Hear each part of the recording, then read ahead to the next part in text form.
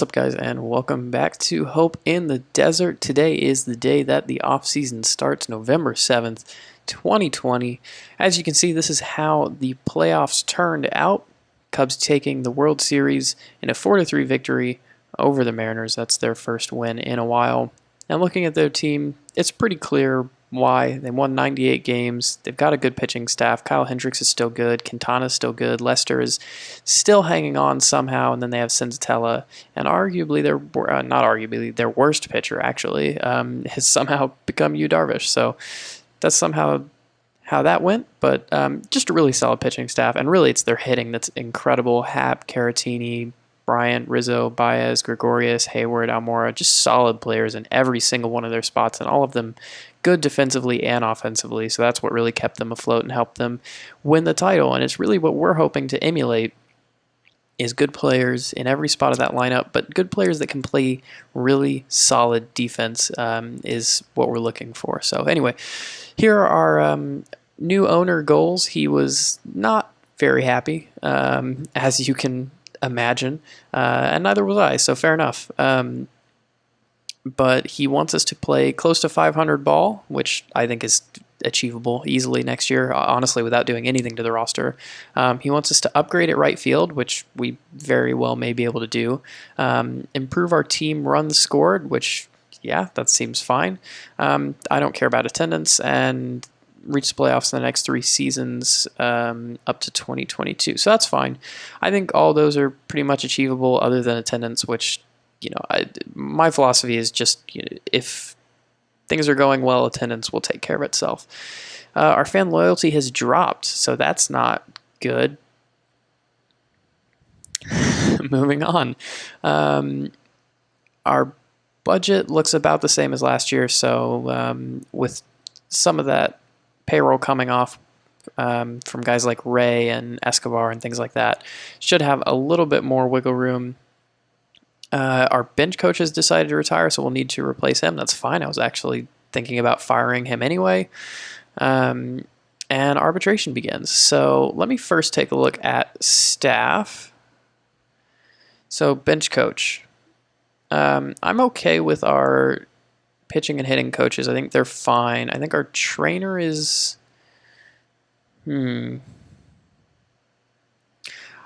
I think I'm going to fire our trainer because I think we can do better, actually. Well, I should look at available personnel first. So let's go do that. Let's see, trainer ratings. And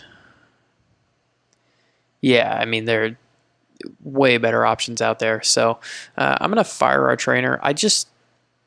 It's not that he's bad. I just think we could do better. And I did notice that some of the injuries we were getting it just didn't seem like they should be happening. So first, though, let's go get a bench coach. So Mike Matheny is available. This guy called Ty Van Berkleo. Likeable manager, offensive-minded. Personality helps him make friends in the dugouts, but may not be the best development environment. I mean, he's had some success with the Indians. He would not have a great development influence on our players, although his relationships would be good. So that's not ideal. Mike Matheny, do we give him a chance? Average influence on our players, low influence on the pitchers, and a bad relationship with most of our pitchers. Buck Showalter seems like not the guy to pick. Yeah, he'd have a good development influence, but no, I need somebody that's going to keep the clubhouse together a little bit better than that. What about John Gibbons? Yeah, I'm just really not loving any of these options. Berkley wants the most money. Don Mason, he's a tactician. Yeah, he would be trash. All right, well... Oh, here's somebody that's pretty good. Wouldn't have a lower influence on most anybody. Would have a high influence on a lot of people. Would have a pretty average relationship, but it might be pretty good. He is 66, so that's something to keep in mind. But Larry Parrish, not a bad option. very quickly going to go through the next like 3 guys. And Glenn Hoffman, no, okay. I think that the best we're going to get is either Larry Parrish or Tyvan Berklio. Tempted to go with the guy who I can pronounce his name. Let's look at sample lineups. So, oh wow, he would use the opener for our 5th spot. That's interesting. Probably pushing right into a follower role. Chisholm leadoff. Gonzalez second. Yeah, I don't mind the look of that lineup. Whoops. So let's take a look at what Larry Parrish would do. So Parrish would also run the opener. He would put Duplantier up first, though, which seems smart.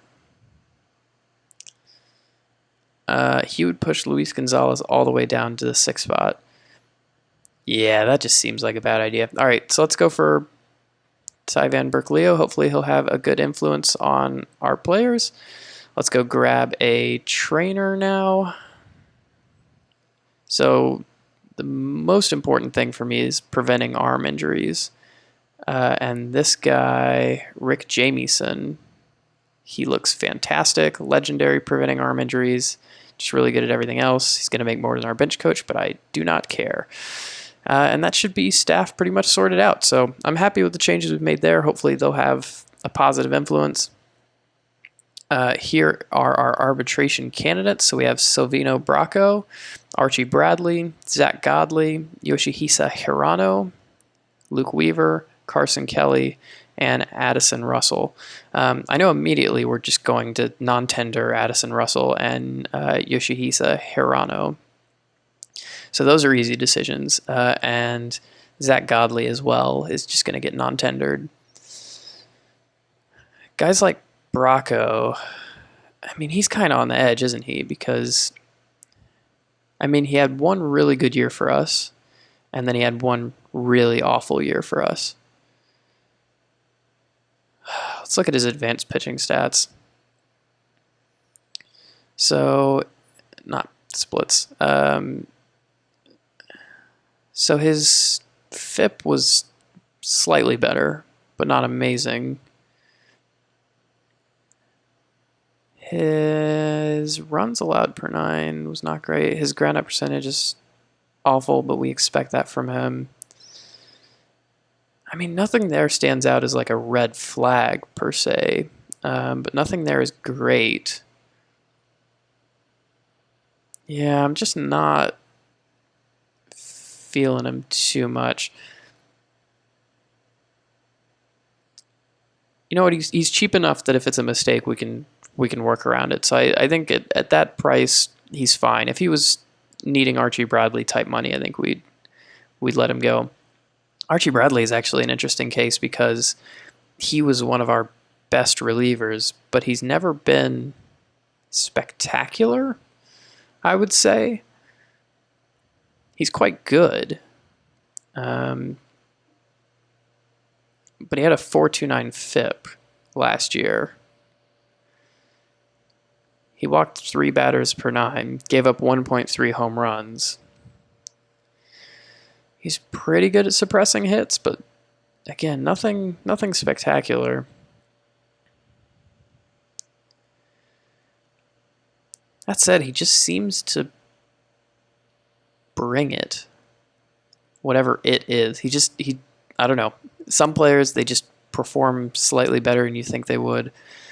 As a middle reliever, I think he's incredibly solid.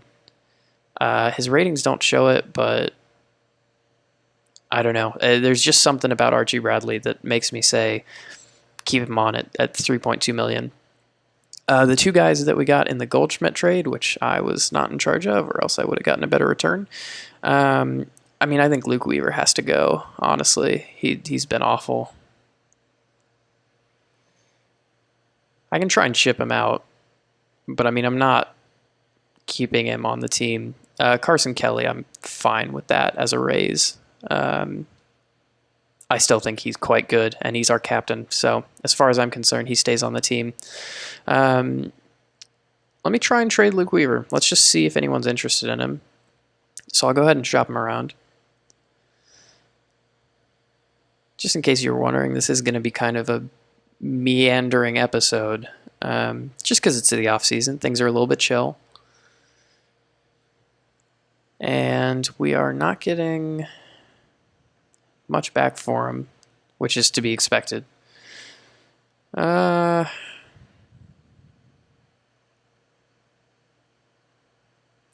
Let's see, Dakota Chalmers. That's slightly interesting. Nobody else, though, as far as I can see so far. Nate Lowe? I mean, we already have... It feels like we have a million first basemen. I don't know if that's just how I feel or if it's because we've traded 2 really good ones away and seem to just keep coming up with them. Hector Antonio Perez, not great. I mean, my general rule is that it's better to get something rather than nothing. So maybe just like taking a flyer. His mentals aren't great. I was going to say take a flyer on Dakota Chalmers or something and just stash him in the minor leagues, but that doesn't feel like the right thing to do for some reason. Partially down to his mentals. Maybe it is just like a reliever type, like an Adonis Medina. I think I'm going to go with an Adonis Medina. I think that's, it's something. Because I just don't want Luke Weaver on this team. He's been awful. Anything else we need to do? I mean, Steven Souza Jr., I'll see what he wants, but I'm pretty against giving him the qualifying offer. Just in case he accepts it. Although, no, I mean, I just don't think it's worth it. Because if he accepts, then that's a bad thing for us. At $15 million, and if we want to re-sign him really badly, we can do it in free agency. So I think that's actually all of that handled, which went quicker than I thought it would. We're going to go ahead and go until the Most Valuable Player award is announced, and we'll go ahead and go through all these awards, see how the season turned out for everybody else, see if we got any awards on our team. And then after that, we will jump ahead to free agency filings and get an off-season plan together. All right, November 21st, and all the awards have been dealt out. Let's first take a look at the Gold Glove winners. So in the AL, here are your Gold Glove winners. Nobody really shocking in there for me. And again, if you want to take a look at these, just pause, and you can look at them in more detail. Carson Kelly wins one for us, which I think is probably our only award that we're going to get this season, but that's pretty cool. And seems to indicate that we should definitely be keeping him around, as I was planning on doing. In the AL, David McKay got the Best Reliever Award, ahead of guys like Jose Alvarado, who, if you have not seen pitch in real life, go watch him. He's absolutely incredible. His fastball's insane. But yeah, David McKay wins it for a good solid season. Edwin Diaz wins it in the NL. And then here are your AL Silver Sluggers. Looks like Jake Bauers finally came good for Cleveland. That's interesting. In the National League, nobody from our team, certainly. Delino DeShields Jr., man. I don't know what is... Well, I mean, Colorado's probably happening to him, but winning a Silver Slugger, that's pretty cool. In the AL, the top rookie was Austin Hayes, so he came in and had a bonkers season, but he is 25 and he's had some previous major league experience. And in the NL, it was Austin Riley. Ramon Urias came in second, though, somehow. I guess he didn't quite fill out his rookie limits with St. Louis. I thought for sure that he had, but cool to see him up there, I guess. Hinch wins Manager of the Year in the AL, Madden in the NL. The AL Cy Young goes to Chris Sale. Wow. What an incredible run he's had.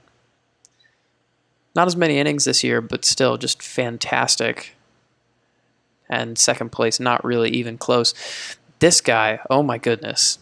So Steven Vienes is how I'm going to choose to pronounce that, of the Mets wins the Cy Young. I don't think I've gotten a chance to talk about this guy yet on this series, but oh my gosh. First of all, just look at him. He's incredible. He's a submarine pitcher who throws 88 to 90, has an amazing slider, an amazing changeup, and a good sinker, and is dominating everyone.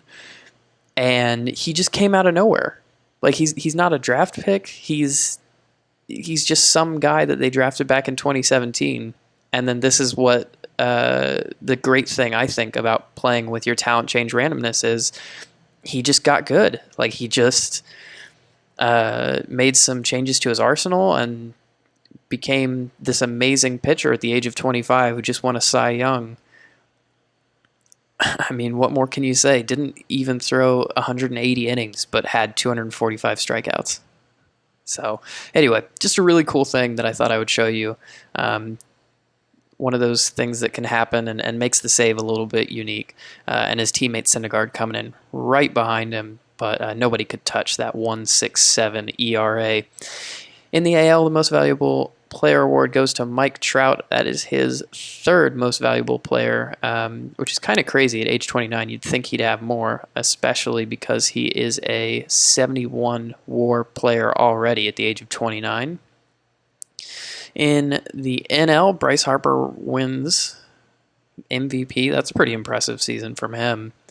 983 OPS. He's been very solid for Philadelphia, actually. So he adds an MVP to his bucket. How many? So he's only a 45 win player, but he's had some really up and down seasons. That was always a debate with him, I guess, was that he wasn't great all the time. In addition to that, Ty Van Berkeleo, still don't know how to pronounce that name. He has agreed to contract with us, as has Rick Jamieson. So onwards to quickly see what happens in salary arbitration and then ahead to free agency filings. Okay, so here we are at free agency filings. If you are interested, Archie Bradley received $3.2 million, Carson Kelly received $5.5 million, and Bracco did receive $850,000, which is what we put forth in arbitration. As far as free agents filing, here are all the international free agents. I haven't looked at any of them yet, so let's take a look. Chen looks awful. Hung doesn't look very good. Rang apparently has already signed a contract somehow, despite this being the first day. So that's happened. Ma, he's a decent little reliever, actually. So yeah, Gangsheng Ma, not bad. You don't look that great, I gotta be honest with you. Chu doesn't look amazing. Okay, here's a reliever. So, I mean, 33, but wow, throws regularly over 100, is a ground ball pitcher. Fastball, curveball, 70, 65, 50. That's pretty awesome. OSA thinks about the same. If I was 100% certain we would be competing, I probably would sign him, but I'm not sure about Fukang Ying. Chen, the catcher, is not very good. Trujillo, that's actually not the worst, but 34. If it was like a 24-year-old, I would consider it, but no, I don't think so. So yeah, it looks like Ma and Ying, the two that we might consider signing. As far as international free agents go, let's go ahead and look at who the big name free agents are. So JD Martinez, his contract with Oakland Athletics ended. So he's the top dog. Masahiro Tanaka, Trevor Bauer, Andrelton Simmons, Rizzo, Murphy, Quintana, Brantley, Ray. A lot of big names out there. So that's your top free agents. Let's come up with a plan. So first thing that I like to do is kind of clear my pitching staffs, and then I like to slot people in how I would do it. So for me, John Duplantier, he's my number one. As far as I'm concerned, Yusei Kikuchi is my number two. Colin McHugh is my number 3. Zach Greinke is my number 4. And I'm very comfortable with Kyle Wright as my number 5. So I'm fine with my pitching staff. I can look to make acquisitions, but honestly, I don't think that we're going to get better than what these guys are. I think the main way that we're going to have them improve is put a really nice, solid defense behind them. Yohan Lopez is my closer. Right now, my setup men are going to be Ginkel and Kriebel. And then I think the rest of these guys are our middle relievers, and that kind of fills out the bullpen in a way that I'm comfortable with. And one of them to go down, presumably like Sherfy or Bracco, whenever DeMarcus Evans comes back and takes his rightful role as closer. And at that point, I'm considering sort of experimenting and maybe deploying Yohan Lopez as a stopper, and then still having Ginkel and Kriebel as setup men. So I don't know if you have any thoughts about that. In the comments, let me know. I'm not sure how exactly it would work with a stopper and a closer and 2 setup men, but it's something that kind of interests me, and I might just be willing to deploy it when DeMarcus Evans come out. But like I was saying, overall, I think I'm fairly happy with this pitching staff. If something crazy comes up and it's just an opportunity I can't pass up, I'll go for it. But again, I don't feel like this is something that we need to fix. I feel like we need to fix the pitching, in essence, by fixing the defense. So taking a look at said defense, maybe the best way to do this is by a graphical depth chart. So Carson Kelly behind the dish, just won a Gold Glove. He's solid. Andy Yerzy is a backup, fully confident in that. Great catcher ability, not a great arm, but who cares? And he can kind of hit, which is all you need to do as a catcher in my organization. First base, Pavin Smith. I'm fine with it, and especially knowing that more than likely what's going to happen is Seth Beer is going to get called up pretty early on into the season. I think that he's fine to leave there. Jazz Chisholm, I don't want him there. I want him at shortstop where he can still play not quite as good defense, but really good defense. And that way I don't feel like it puts as much stress on his bat. Which leaves us in this kind of conundrum of what do you do with Eduardo Escobar?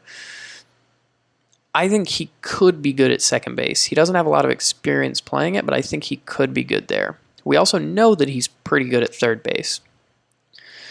And he's a very good bat. So I think we either put him at second, which would put Ramon Urias down to the sort of, everyman ideal that I had for him when I traded for him, of just moving around to every spot and playing a little bit of everywhere. Or we bump Mike Moustakas out of the team. And considering he had a really good year last year, I think he may actually be tradable. So what we may look to do in the infield is trade Moustakas, then move Escobar over to third, Urias in at second, and then try and find a utility man to cover everything. Or I think we go Escobar at second, Moustakas at third, and then Urias backing up along the infield. So that's my plan for the infield. At right field, Luis Gonzalez, he's set, he's solid. Hopefully he has a big year for us. In center field, Marcus Wilson is pretty bad. So I'm not in love with him as a backup or as a starter.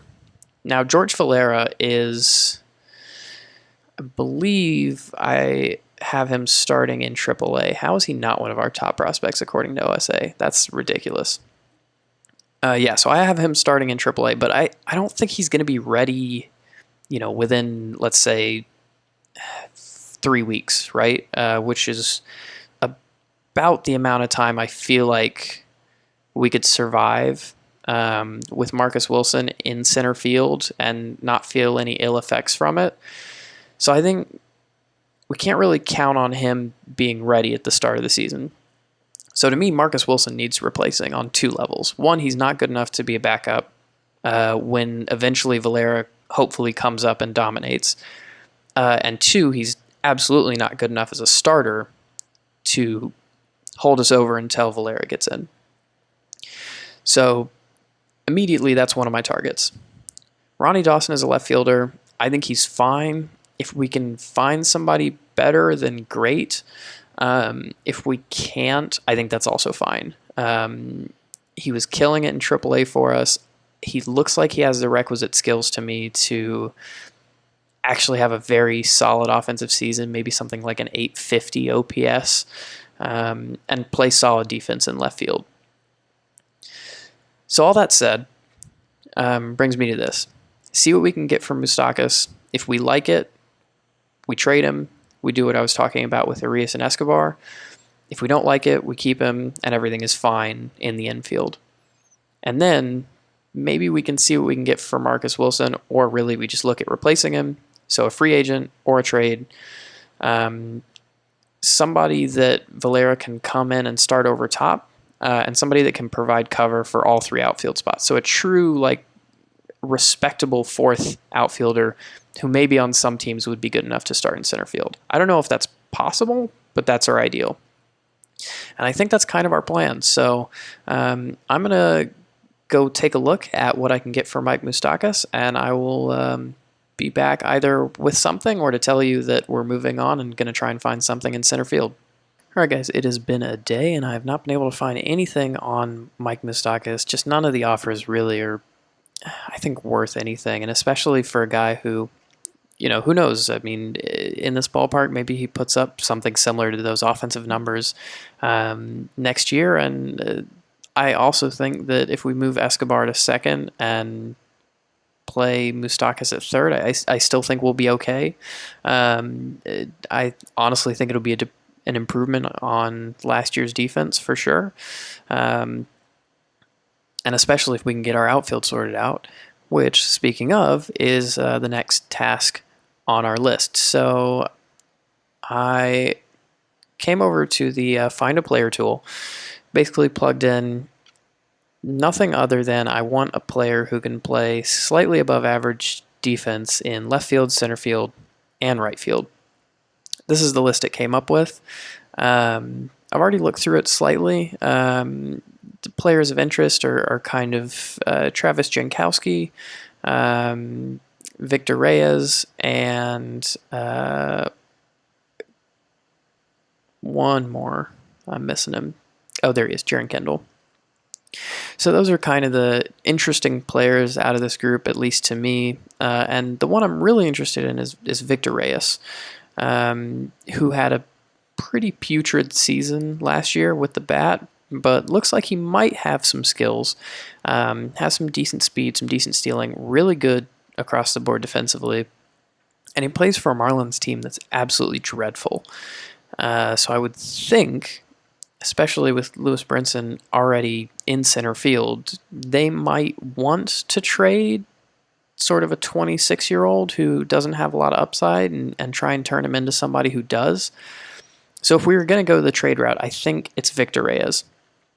That said, I was looking around a little bit in the free agency realm of things, and I did a custom filter where it was basically anyone who can play above average defense in just center field, because I figure if you can play above average defense in center field, you can play above average defense anywhere in the outfield.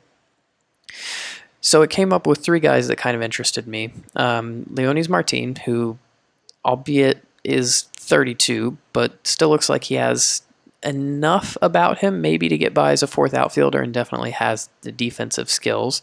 And then Kevin Pillar, who is ungodly in center field. He's so incredible. But some serious questions about the bat. And again, he's 31. And then, of all things, Carlos Tochi, maybe, who is from the Rangers, and I actually have a little bit of familiarity with him because I am an Astros fan. I've seen him in real life, and he seems pretty decent. But in the game, he has pretty stellar defensive ratings. 65 defense in center field, 75 in right field, could clearly do at least as good, if not better, in left field. So as far as I'm concerned, I think he could be as good, if not better, than Pilar. He's only 25, so he could be with us for a long time. He doesn't want a ton of money.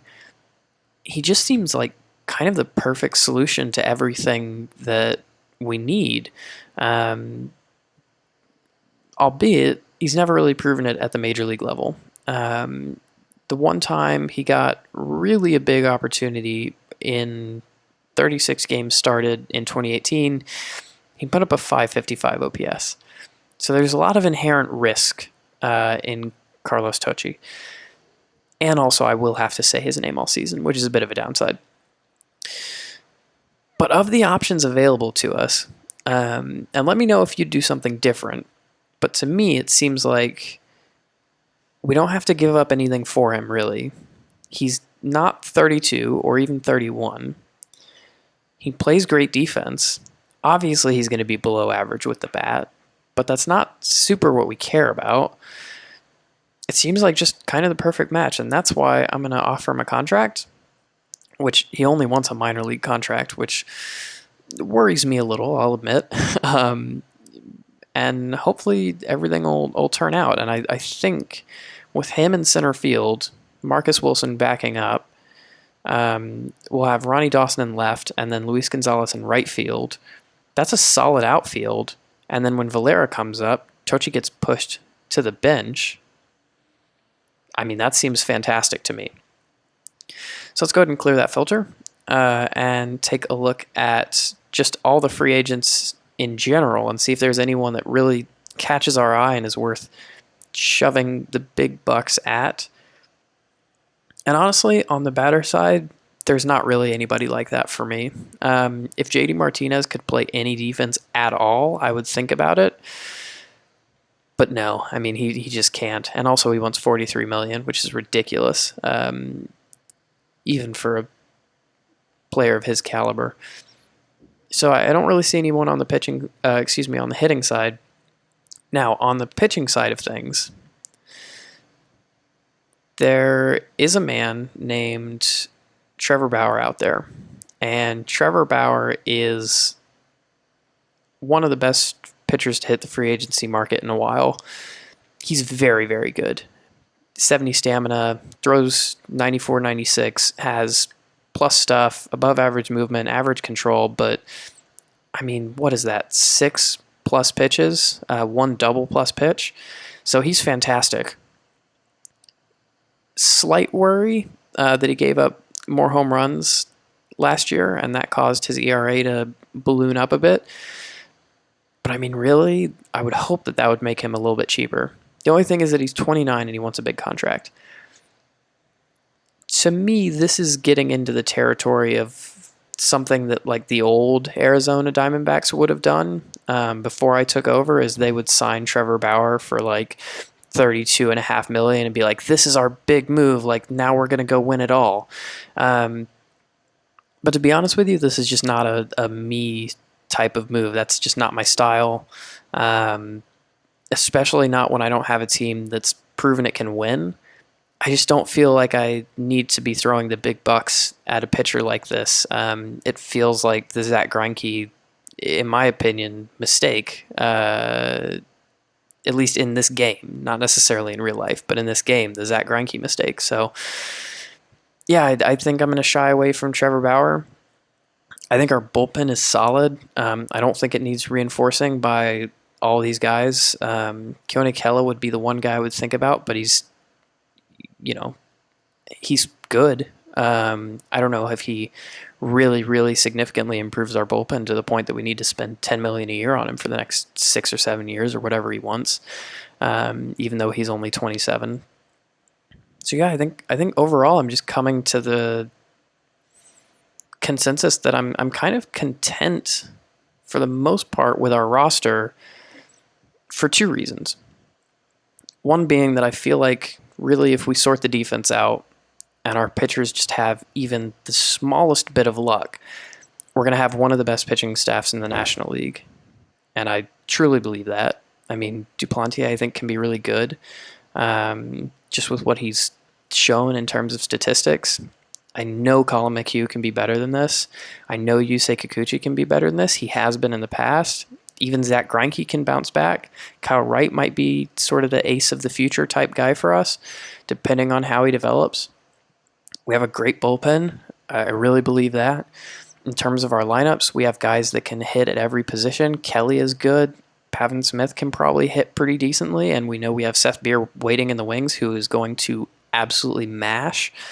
Jazzarado Chisholm, or Jazz Chisholm, he can hit pretty well, even though he didn't do it last year. He showed it towards the end of last year in his splits. If you look, he was putting up a 750 to 800 type OPS with plus defense at shortstop towards the end of the year. Mike Moustakas hit 22 home runs in only 89 games for us last year. He can hit. We know that. Eduardo Escobar can hit. Ronnie Dawson, I think, can hit. Luis Gonzalez might be a superstar. Who knows? I certainly hope so. He certainly looks like one on paper. Chochi's going to come in and hopefully play great defense for us, and then he'll move to the bench when Valera comes up. Arias. I mean, I just really do think that we have a solid team. And I'm more concerned about getting extensions for some of our guys that are going to be coming up into those sort of arbitration periods. And that's the one thing that I feel like this offseason might get accomplished. Somebody like Duplantier, I might throw an extension his way. Somebody like a Luis Gonzalez, before the big power numbers hit, maybe we take a chance and throw some money at him. Because the thing is, I don't want to waste money. We're only sitting on a payroll of $89 million, and that's with Zach Greinke's huge salary. So the next year, our salary is going to be, tiny. We'll have nothing on the books. So in terms of what we're being given, we have room for $160 million in total expenses. We're going to be spending way under that this year. I don't want to waste the money that I'm being given. I want to put it towards something. So maybe a risk with somebody like Luis Gonzalez is something that I'll look at. So I'm going to go think about that for a minute while we wait for Carlos Tocci to get back to us. I'll let you know if he signs or if I make a decision on an extension. But overall, I think this is going to be a pretty short offseason because I'm just kind of happy with the team for the most part. Just little bits of tweaking I think are necessary. Well, guys, as I consider my options and wait for Carlos Tocci, who remarkably has not gotten back to us, even though his winter meetings have already started, Anthony Rizzo has signed a huge contract, as have several other players. So Rizzo goes back to the Cubs for $111 million, which is quite a lot. Tomoya Mori, who quite honestly is just one of the best catchers you can possibly get in this game, has signed for the New York Mets, which I can only imagine what that's going to do to their already just ridiculous pitching staff. But he comes over from Japan, pretty big contract, getting up to $27 million a year late in the contract, which is not how I would have done it. I would have done it the other way around. But I think he'll be pretty good for them. It wasn't something that we really needed, and I didn't feel like the upgrade from Kelly to Mori was big enough, so I honestly just didn't even consider it. But he is really good, and he signed a very large contract, $118 million. Dylan Betances has put a $30 million contract extension in place, which is pretty huge. Masahiro Tanaka has signed a $170 million deal with the Colorado Rockies after, to be fair to him, 2 really spectacular seasons back to back. But wow, $34 million a year for Masahiro Tanaka, which, yeah, it doesn't show me here, but I think that's pretty comparable to the first contract that he signed when he initially came over to the States. So that's pretty incredible as far as I'm concerned. And then Robbie Ray, our former man who we traded away, he has signed a really big contract with the Yankees, escalating up to $17 million a year. So not quite as big as some of these guys have been getting, but he gets that long-term security of 6 years, which that 6th year has been seemingly pretty hard to come by. And this was remarkable to me. is Trevor Bauer signing for $26 million over 7 years. So just a nuts contract for him. And he goes to who else but the Washington Nationals. So, I mean, we send Robbie Ray to the AL and we get Trevor Bauer back in the NL. So things don't really change in terms of good pitchers that we have to face. But yeah, the money has just been flying around, and I thought that you guys might be interested in that. Let's take a look at some of these trades. They don't look too impactful. Sean Doolittle also signs with the Yankees. Man, what are the Yankees building over in that bullpen? So you have Betances, Doolittle, Britton, still Chad Green, Luis Avalon. Yeah, and then some kind of younger guys in Bruce Rodon. So the top of that bullpen is just about as scary as any in the entire league. So that's pretty crazy. And they replaced Masahiro Tanaka with Robbie Ray. Still a really good team, the Yankees, obviously. And they are clearly willing to spend the money to get good and stay good. And also Andrelton Simmons looks like he's signed for over $100 million. Goes to the Milwaukee Brewers for $23 million a year. Wow. All right. Well, just wanted to let you guys in on that. That is a ton of money that's being spent on these guys while we kind of stay pat, which is, I got to admit, making me feel a little bit antsy, but hopefully everything will be okay.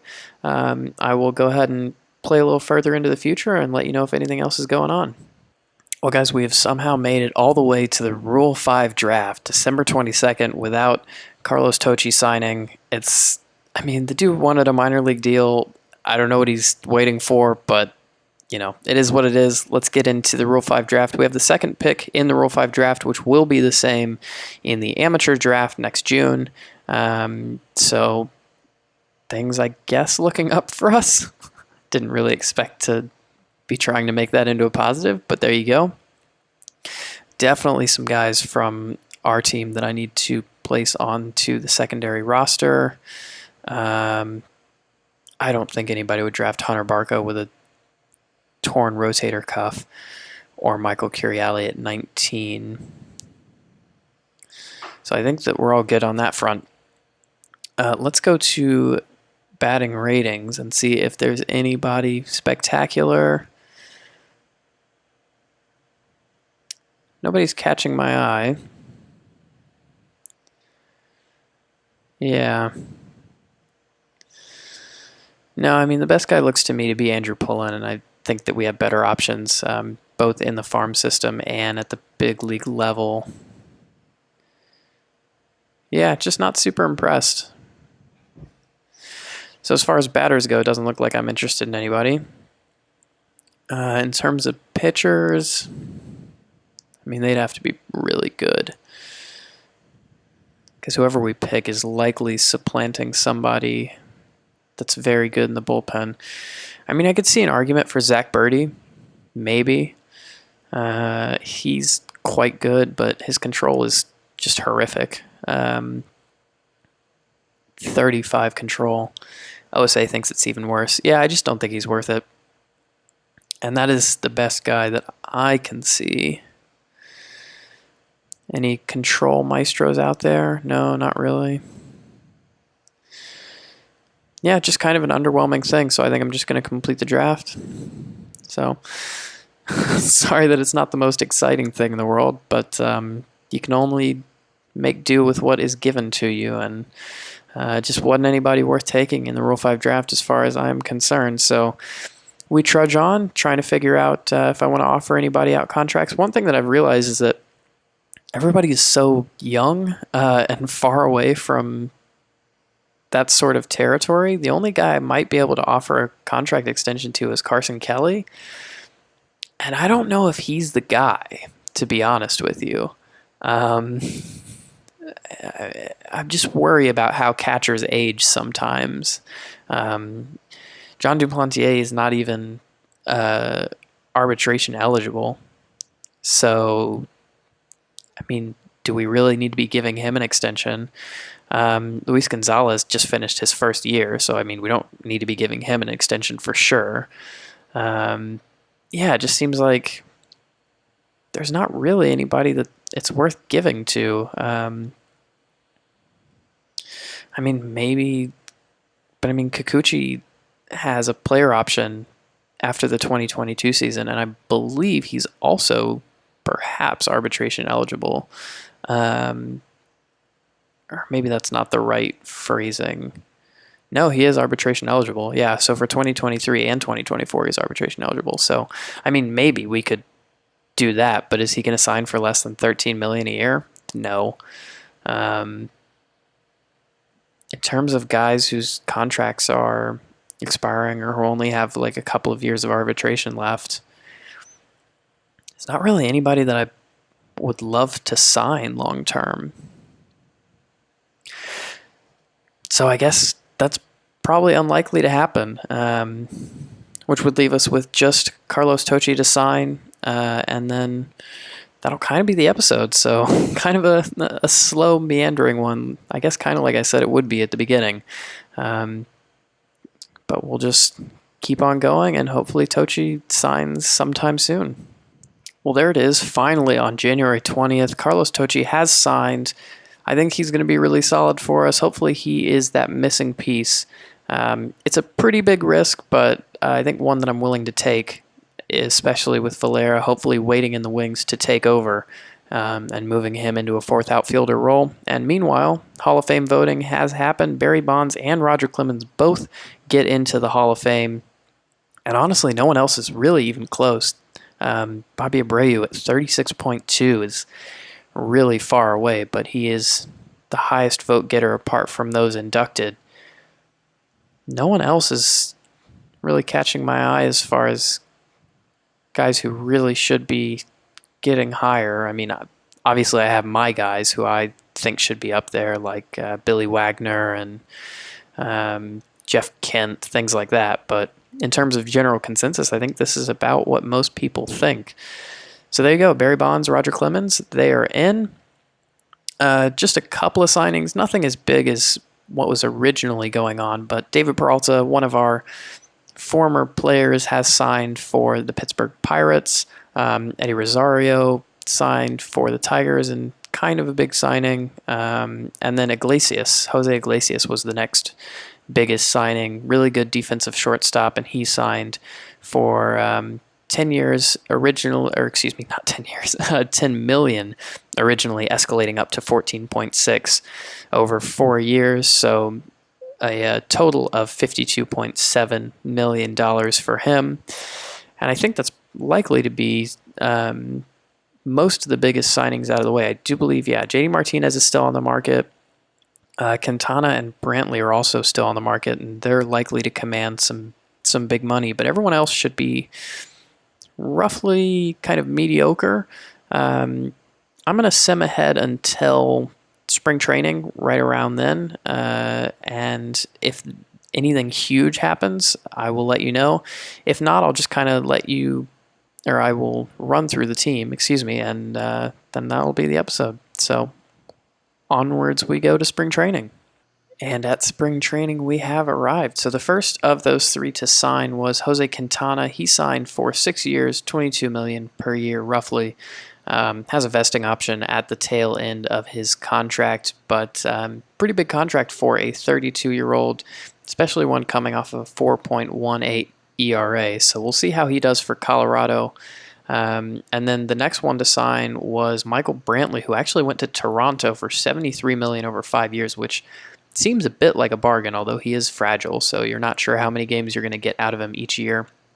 15.2 to start, and then down to 13.8 with a vesting option. And Toronto actually are starting to look like they might just, sort of be getting over that hump, so to speak. Bo Bichette is great. Michael Brantley is very good. Vlad Guerrero is good. Rowdy Tellez is good. They have Donaldson. For some reason, they decided to sign him. I remember.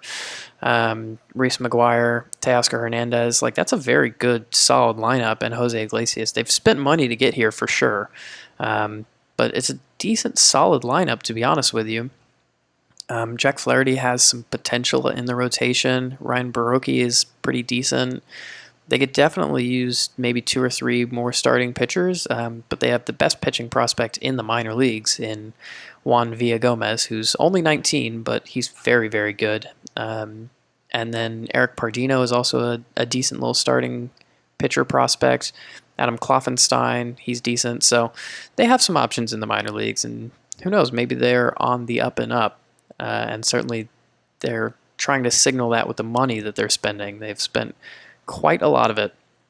And then finally, JD Martinez signed for a massive $84 million over 3 years. I mean, the dude is 33. He's so good with the bat, but I honestly couldn't imagine what I would think if my team had decided to do this. I don't know. Maybe it's a great signing, but yeah, $28 million a year at 33.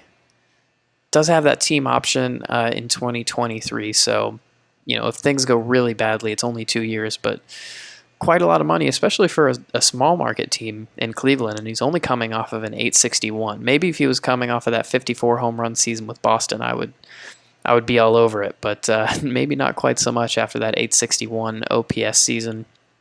And like I said, that does bring us to spring training. So let me quickly run you through how the team is going to be looking as we head into the regular season. So our starting pitching rotation is going to look like this: John Duplantier, Colin McHugh, Yusei Kikuchi, Zach Greinke, and Kyle Wright. Adonis Medina is here for spring training, but he'll be sent down to the minors as sort of our quote-unquote sixth starter. Yohan Lopez for now is our closer. Joey Kriebel is our setup man along with Kevin Ginkel.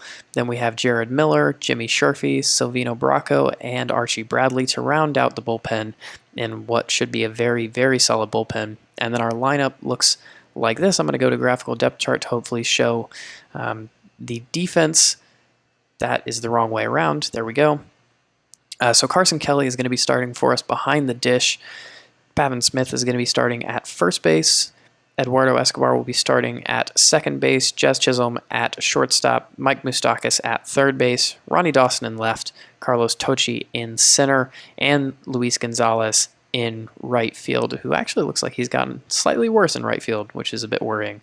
But yeah, all of those positions, above average defense to start off with, and I think that this is going to be a really, really solid team. I know that it hasn't been the flashiest of off seasons. We didn't go out and sign a huge pitcher or anything like that. We didn't make a big trade, but I think sometimes it's harder to just look at your team and say, look, we just need to make, one or two little moves and let things play out the way that they're naturally supposed to, and we'll be right there. So hopefully the bravery, so to speak, is rewarded and we can have a really good season. I know I would want that. I hope you guys want that as well. Or maybe it's more fun to watch me fail. Who knows? But either way, I hope you've enjoyed this episode at least. Leave a like button, not for me, but for the algorithms.